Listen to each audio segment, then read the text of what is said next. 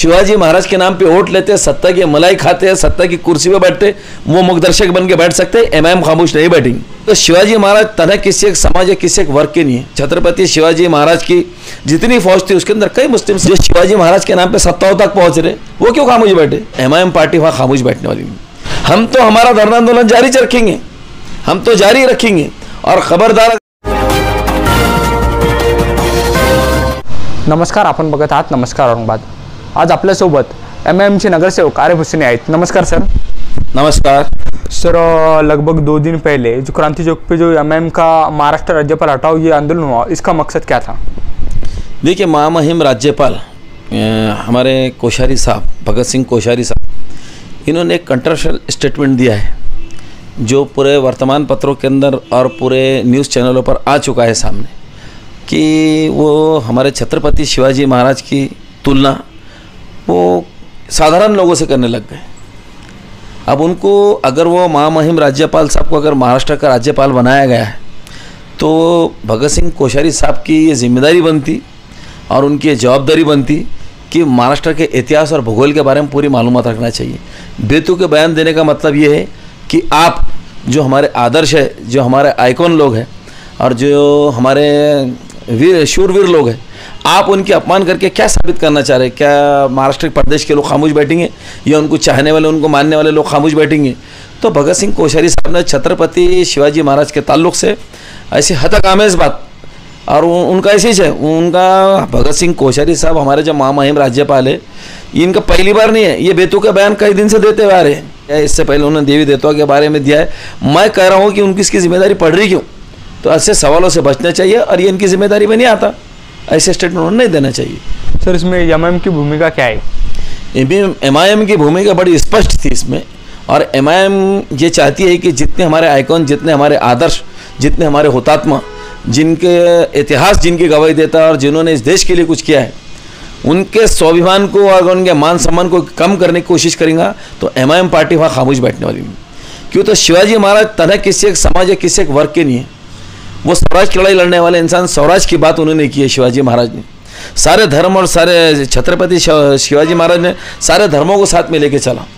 आप अगर देखेंगे उनके इतिहास के अंदर अगर आप जाएंगे तो छत्रपति शिवाजी महाराज की जितनी फौज थी उसके अंदर कई मुस्लिम समाज के, तमाम समाज के लोग मिलेंगे। तो मैं कहता हूँ कि भगत सिंह कोश्यारी क्या जरूरत पड़ रही? ये देखिए, ये आरएसएस बीजेपी की प्री प्लानिंग चल रही है पूरा काम। और भगत सिंह कोश्यारी साहब महामहिम राज्यपाल की बात नहीं है। बीजेपी के जो राष्ट्रीय प्रवक्ता है सुधांशु त्रिवेदी ने भी इससे पहले छत्रपति शिवाजी महाराज के ताल्लुक से गलत बयानबाजी की कि उन्होंने अंग्रेजों से 5 बार 6 बार माफ़ी मांगी। ये इतिहास कहाँ उन्होंने पढ़ लिया? ऐसा प्रमाण तो कई इतिहास में मिलता नहीं है। हाँ, लेकिन जिनको वीर वो बोलते हैं, जिनको सावरकर कहते हैं, उनका इतिहास मिलता है कि 5-5 6-6 बार उन्होंने अंग्रेजों से माफ़ी मांगी जेल से छूटने के लिए। तो जो जिनका प्रमाण मिलता है वो वीर, और जो सही में शूरवीर है आप उनको बता रहे हैं कि ये माफीनामा मांगे इन्होंने।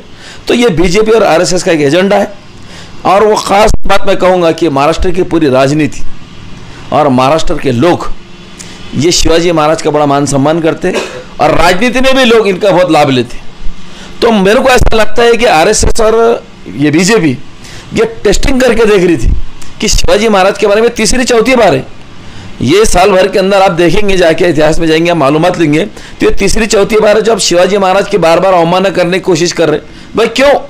एक इतिहास गढ़ा हुआ है, इतिहास आपके सामने मौजूद है महाराष्ट्र का। तो आप हमारे हुतात्माओं के, हमारे शूरवीरों के बारे में, हम जिनको मानते हैं, जो हमारे आइकन है, उनके बारे में अगर बात करेंगे तो किसी धर्म और समाज के रहो, जो आइकन है वो आइकन है, जो मान के पात्र है वो मान सम्मान के पात्र है। अगर बीजेपी आरएसएस अपना एजेंडा चला कि अगर उनकी अवमानना करने की कोशिश करेंगी तो भले ही जो पक्ष शिवाजी महाराज के नाम पे वोट लेते, सत्ता की मलाई खाते हैं, सत्ता की कुर्सी पे बैठते, वो मुखदर्शक बन के बैठ सकते हैं, एमआईएम खामोश नहीं बैठेंगे। क्यों? तो जो सारे के चलता है एमआईएम पार्टी उनका पूरा मान सम्मान करती है। और मैं तो कहूँगा भगत सिंह कोश्यारी साहब की जो जिम्मेदारी है, महामहिम राज्यपाल साहब की जो जिम्मेदारी है, बताओ जितने भी मेडिकल हॉस्पिटल है वहाँ के अधिष्ठाताओं के पूरा अपॉइंटमेंट हो गए क्या? ये उनकी जवाबदारी में आता। जितनी यूनिवर्सिटी महाराष्ट्र के अंदर आते वाइस चांसलर की इनकी सारी भर्तियाँ पूरी कर ली है क्या? यूनिवर्सिटी में कौन कौन सी जिम्मेदारियाँ कौन कौन सी जवाबदारियाँ इनकी आती देखा है क्या? कितने महाराष्ट्र के अंदर कोर्टों के अंदर अपॉइंटमेंट बाद है, कोलिजियम सिस्टम के ताल्लुक से कितने भी अपॉइंटमेंट बाकी है? तो भगत सिंह कोश्यारी साहब ने ये सारी जिम्मेदारियाँ पूरी कर ली क्या? और मैं तो कहूँगा कि गवर्नर और महामहिम राज्यपाल की जिम्मेदारी में सियासी बयान देना आता ही नहीं, और अगर वो अपनी जिम्मेदारी छोड़ के राजकारण कर रहे हैं तो इसका साफ मतलब यह है कि वो कुर्सी पर बैठने के लायक नहीं है। उनको तुरंत वो कुर्सी से उतार देना चाहिए।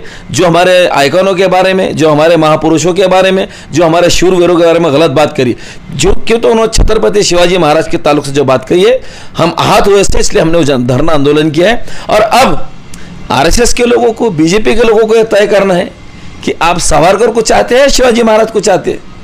और वो मैं तो ये भी कहूंगा कि इनको तो पहले हटाओ, साथ साथ में राष्ट्रीय प्रवक्ता जो बना के बैठा है सुधांशु त्रिवेदी को भी हटा लो। गैर जिम्मेदार लोग जिनके पास कोई प्रमाण नहीं है, ऐसी भाषाओं का इस्तेमाल करके क्या साबित करना चाह रहे? सर, आपने 2 दिन पहले जैसा क्रांति चौक पे धरना किया था कि महाराष्ट्र के राज्यपाल को हटाओ, और उसी के चलते महाराष्ट्र के राज्यपाल को हटाया नहीं गया, तो इसके आगे की MIM की भूमिका क्या रहेंगी? नहीं, MIM की भूमिका तो यही रहेंगी कि हम तो इस चीज़ का विरोध कर रहे हैं, हम इस चीज़ का निषेध कर रहे हैं, वो हमारा निषेध और विरोध जारी रहेगा। लेकिन आप उन लोगों से सवाल करो जो शिवाजी महाराज के नाम पे सत्ताओं तक पहुंच रहे, वो क्यों खामोश बैठे? खाली शिवाजी महाराज के खाली चुनावी शिवाजी महाराज है क्या? छत्रपति शिवाजी महाराज उनके चुनावी छत्रपति शिवाजी महाराज है क्या? कहाँ गए मान सम्मान की बात?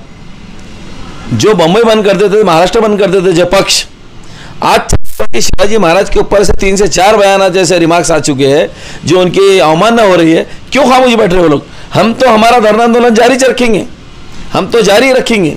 और खबरदार अगर वैसे बात करेंगे तो हमारे नेताओं ने कहा भी है कि मुंबई के ऊपर अगर आके भी, मुंबई पे आके भी हमको धरना आंदोलन करना पड़े तो MIM पार्टी वहाँ भी जाकर करने वाली। सर, नमस्कार, औरंगाबाद के माध्यम से आप प्रशासन को क्या अपील करना चाहेंगे? देखिए, हमारा कहना बड़ा साफ है कि महामहिम राज्यपाल भगत सिंह कोश्यारी साहब का जब से उन्होंने कार्यकाल संभाला है, वो पॉलिटिकल का सका देते, देवी देवताओं के बारे में, हमारे आइकॉनों के बारे में, हमारे जितने शूरवीर इनके बारे में क्यों खास तो मैं तो कहूँगा कि स्क्रिप्ट बाज़ाब्ता तरीके से RSS उनको लिख के दे रही और वो उसके ऊपर अमल कर रहे हैं। तो मैं ये कहूँगा कि महाराष्ट्र में बसने वाले जितने लोग हैं, और मैं कहूँगा कि ख़ास तौर से ये पूरे महाराष्ट्र के लोगों के सम्मान की बात है। ये छत्रपति शिवाजी महाराज के जो उन्होंने जो हरकत करने की कोशिश की है, ये हम ऐसा समझते हैं कि पूरे महाराष्ट्र का अपमान है। तो हम पूरे महाराष्ट्र में मिलकर एक जगह आएंगे, और जब तक महामहिम हमारे राज्यपाल, हमारे गवर्नर भगत सिंह कोश्यारी साहब जो उठाते, अरे की बातें करते, आप कौन सी जवाबदारी के ऊपर है? आपके ऊपर महाराष्ट्र की कितनी बड़ी जिम्मेदारी है? एक वो काम की तो बात करते नहीं, उठाते बेतु के स्टेटमेंट दे देते। तो इनके ऊपर और सुधांशु त्रिवेदी के ऊपर हम MIM ये चाहते हैं कि इनके ऊपर पूरी कार्रवाई करना, इनको इनके पदों से बर्खास्त करना चाहिए। ते होते MIMचे नगरसेवक आरिफ हुसेनी यांची चर्चा केल्यानंतर समजलेलं आहे की महाराष्ट्राचे राज्यपाल यांना यांच्या पदावरून काढण्यात नाही आलं तर मुंबईपर्यंत सुद्धा आंदोलन करण्याची वेळ आली तर त्या ठिकाणी MIM जाऊन मुंबईमध्ये आंदोलन करणार आहे आणि लवकरात लवकर त्यांच्यावर कायदेशीर कारवाई करून त्यांना त्यांच्या पदावरून काढण्यात यावं असं आपल्याला आरिफ हुसेनी यांनी सांगितलेलं आहे। कॅमेरामॅन आदित्य लाटे सोबत मी आदेश लाटे, आपण बघत आहात नमस्कार औरंगाबाद।